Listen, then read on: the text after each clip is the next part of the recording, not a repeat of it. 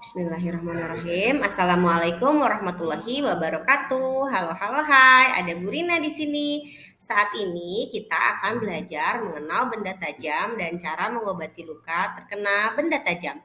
Yuk kita simak sama-sama. Yang pertama ada jenis-jenis benda tajam. Coba perhatikan. Ada berapa ya benda tajam di sini?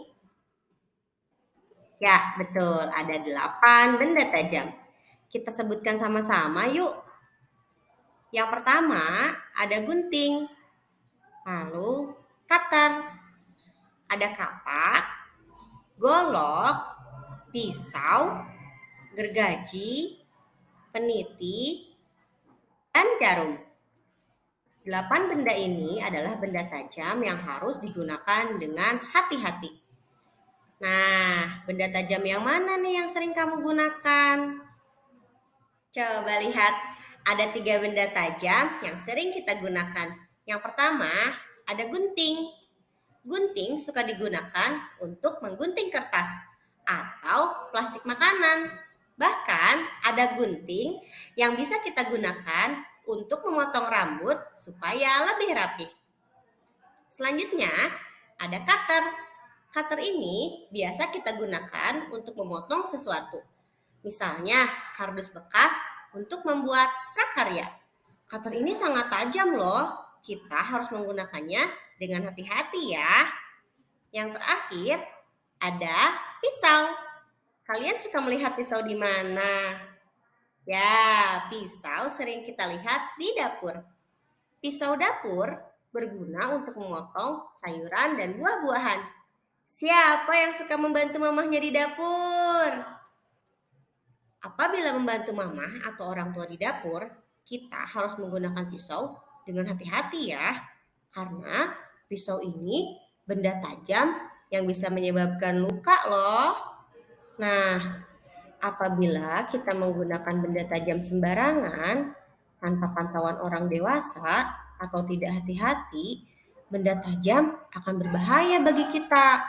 Karena benda tajam bisa menyebabkan luka iris atau luka terbuka. Tangan atau bagian yang terkena benda tajam akan terluka dan berdarah. Pasti rasanya pedih dan sakit. Kalau sudah terluka, kita harus segera mengobatinya ya anak-anak. Karena luka terbuka apabila tidak segera diobati akan membuat luka itu menjadi luka yang serius dan bisa menyebabkan infeksi loh.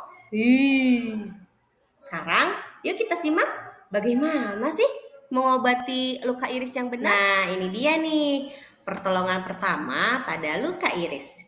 Langkah pertama, kita harus mengambil kotak P3K. Langkah kedua, menyiapkan obat-obatan yang diperlukan seperti tisu, kapas, antiseptik atau Rivanol, obat merah, dan plester.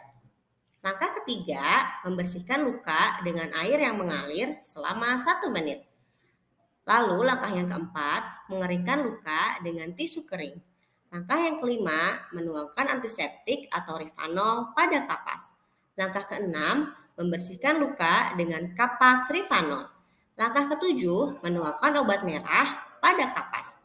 Langkah kedelapan, mengoleskan kapas yang sudah diberi obat merah pada bagian yang terluka. Langkah ke-9 atau langkah yang terakhir, menutup luka dengan plester. Selesai. Jangan lupa untuk membereskan kembali kotak P3K-nya ya. Baik, sampai di sini materi yang disampaikan.